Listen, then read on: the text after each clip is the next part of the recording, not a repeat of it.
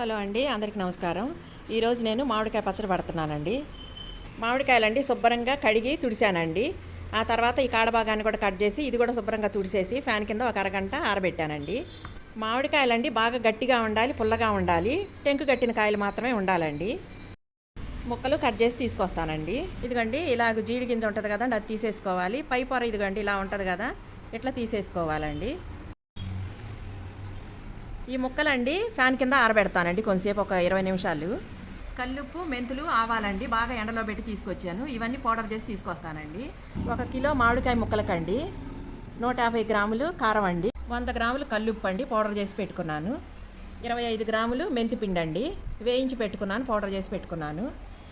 ఆవాలు మాత్రం అండి నేను పచ్చియే తీసుకున్నాను, 50 గ్రాములు అండి పచ్చియే పౌడర్ చేసి తీసుకున్నాను. నేను పల్లి నూనె తీసుకున్నానండి, 600 గ్రాములు తీసుకుంటున్నానండి 1 కిలో మామిడికాయ ముక్కలకి. మామిడికాయ ముక్కల్లోనండి కొంచెం పసుపు వేస్తున్నాను, 1 స్పూన్ వచ్చేసి సాల్ట్ వేస్తానండి, ఒక 4-5 స్పూన్లు వచ్చేసి ఆయిల్ వేస్తాను. ఇవన్నీ కలిపి పెట్టుకుందామండి. 1 గంట తర్వాత ఇవన్నీ మళ్ళీ కలిపేసుకుందాం, కారాలు ఇవన్నీ. అప్పుడు ముక్క గట్టిగానే ఉంటుందండి, సంవత్సరం అయినా నిల్వ ఉంటుంది. తర్వాత ఇవన్నీ కలిపేసుకుందాం 1 అరగంట తర్వాత. 50 గ్రాములు అండి పొట్టు తీసిన వెల్లుల్లి. ఇప్పుడు కారంలోనండి ఇవన్నీ కలిపేసుకుందాము, ఈ మసాలా దినుసులన్నీ. ఆవాల పిండి, మెంతిపిండి, సాల్ట్ అండి,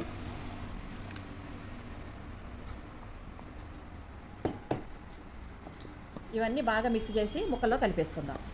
ఈ కలుపుకున్న మిశ్రమాన్ని అండి మామిడికాయ ముక్కల్లో వేసేసుకుని మంచిగా కలిపేసుకుందామండి. వెల్లుల్లి రెమ్మలు కూడా వేసేస్తున్నానండి. మొత్తం బాగా కలుపుకున్నాం కదండి. ఇప్పుడు ఆయిల్ పోసేస్తున్నాను. చూడండి కలర్ కూడా ఎంత బాగా వచ్చిందో. 3 మ్యాంగోస్ మిర్చి పౌడర్ వాడాం కదా. 3 రోజులండి బాగా తిప్పుకుంటానే ఉండాలండి. ఆ తర్వాత గాజు బాటిల్లో కానీ జాడీలో కానీ స్టోర్ చేసి పెట్టుకోవాలి.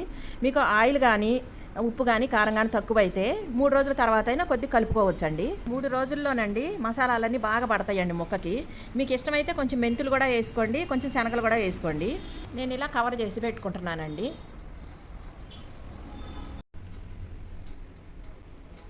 చూడండి 3 రోజుల తర్వాత పచ్చడి ఎంత బాగుందో చూడండి. ఆయిల్ మొత్తం పైకి వచ్చేసి. నేను చెప్పిన కొలతలతో మాత్రం చేసుకుంటేనండి నేర్చుకునే పిల్లలు కూడా చక్కగా చేసేసుకోవచ్చు. ఇలాంటి గాజు బాటిల్లో స్టోర్ చేసి పెట్టుకుంటున్నానండి నేను.